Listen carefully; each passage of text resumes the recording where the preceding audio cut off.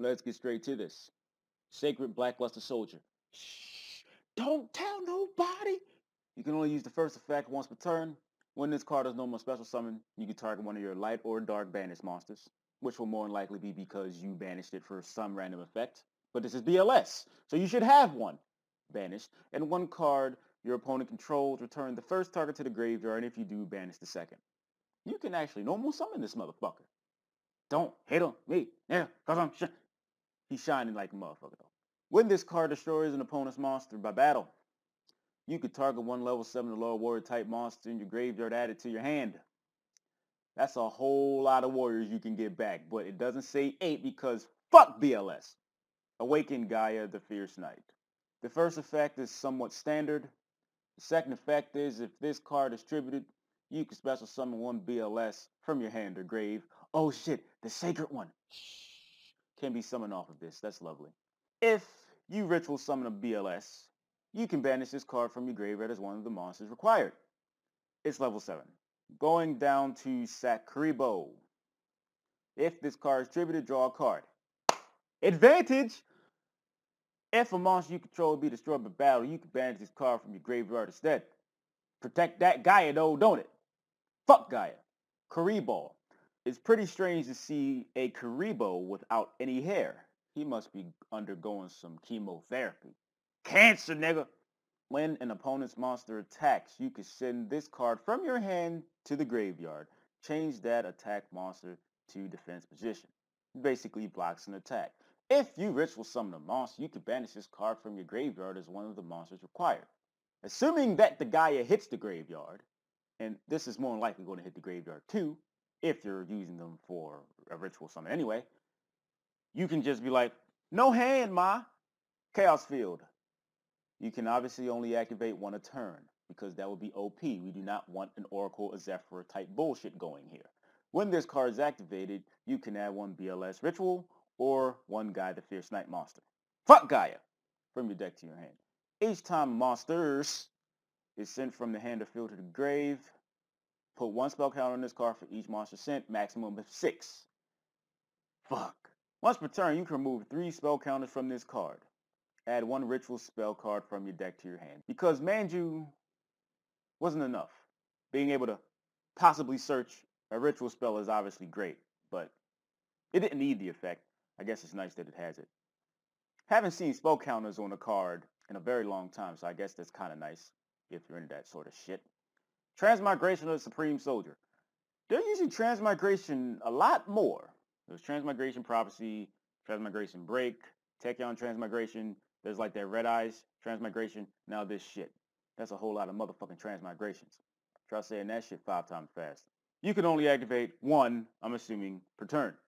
Target one BLS monster you control. Send it to the graveyard, and if you do, special summon one BLS monster with a different name from your hand, ignoring the summoning conditions.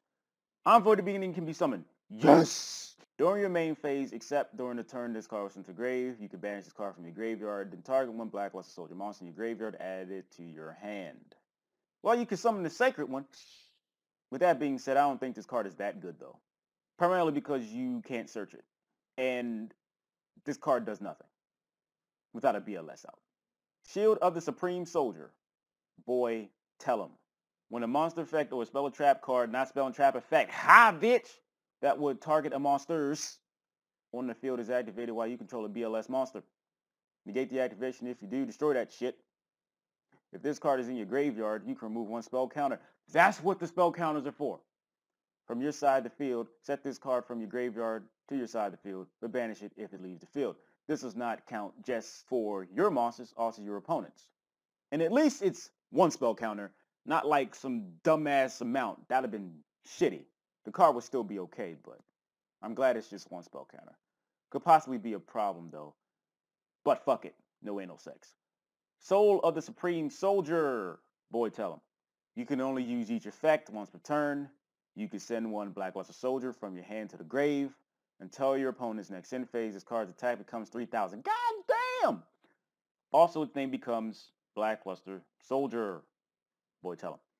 You can banish this card from your graveyard, add one Knight of the Beginning or Knight of the Evening Twilight from your deck to your hand. Because having 3 Rhoda in the TCG, we do not know if this is going to stay the same, but apparently that's not enough.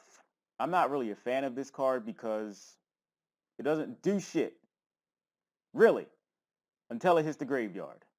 So how the hell is it getting in the graveyard? Are you going to really play something like Foolish? Actually, you could do that. You could Foolish this shit. Foolish shit, and then you get your card. Okay, so it's like a break even. All right. Other than that shit, I guess you would summon it just to get over something. I understand BLS kind of sort of matter because of this stuff in the graveyard. I get that, but I don't really think that the card is like that great. Are you really going to play 1-for-1 to summon this piece of shit? I don't think so. It isn't like you can make the argument that this card is like on the same level or even better than like Black Metal Dragon or the Black Stoner Legend. It seems to be a more or less complete archetype, and it's not really even overpowered. People may say something about the counter trap, but the counter trap's fine.